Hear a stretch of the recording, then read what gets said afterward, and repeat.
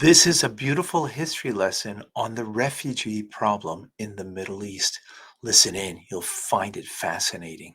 Why aren't more Arab countries in the Middle East taking in Palestinian refugees? The onset of a renewed war between Israel and Hamas has led to fears that millions of Palestinian people living in the Gaza Strip may be forced to become refugees. But despite the fact that Gaza shares a border with Egypt, the Egyptian government almost immediately ruled out any possibility of accepting Palestinian refugees. In fact, Egypt is currently constructing an even larger border wall with Gaza than the one it currently has in place. Now, many outside observers have asked why Egypt, a majority Arab and Islamic nation, would turn away the Palestinian people. And of course, many have pointed out that it may serve the political interests of many Arab nations to refuse to accept Palestinian refugees because it allows them to then blame Israel for any sort of humanitarian crisis that unfolds. But the thing is, historically, many Arab nations have accepted Palestinian refugees, and that may be why Egypt doesn't want to now.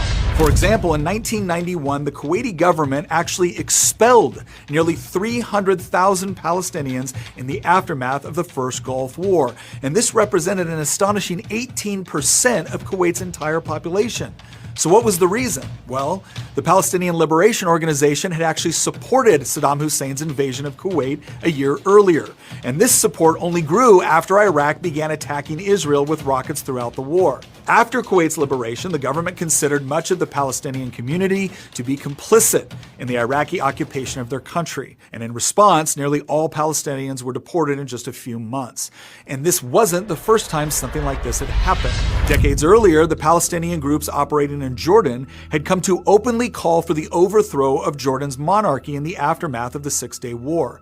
At the time, the PLO maintained its own separate army on Jordanian soil and used that armed force to sow chaos. Armed gangs of PLO militants drove around the capital of Amman, robbing families and businesses in the name of collecting financial assistance for the ongoing war of attrition against Israel. When members of the Jordanian police and army tried to defend their citizens from these attacks, they were attacked and killed. The Palestinian political network operated as a state within a state, with militants repeatedly using Jordan to launch rockets into Israel. The Marxist-Leninist Popular Front for the Liberation of Palestine even went so far as to hijack multiple planes, diverting the flights to a Palestinian-controlled airfield in Jordan, where the passengers were held hostage. By September 1970, the Jordanian army had finally had enough. A full-scale war with the PLO broke out, and after 10 months of fighting, the Palestinians were driven out of the country. Yet, as a parting gift, a Palestinian terrorist group known as Black September assassinated the Jordanian prime minister. Sadly,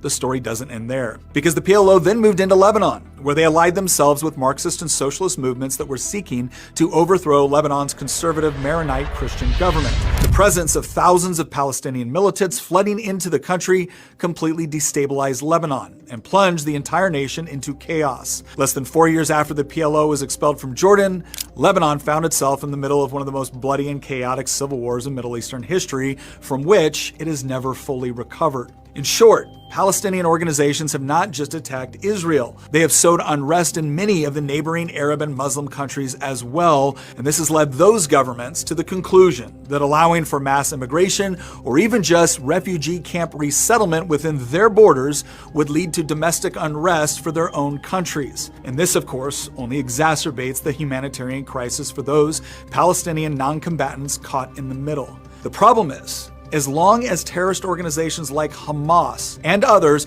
are elected to represent the Palestinian people, their plight will most likely continue, as neither Israel nor apparently the surrounding Arab nations want to see their own populations threatened by terrorist groups.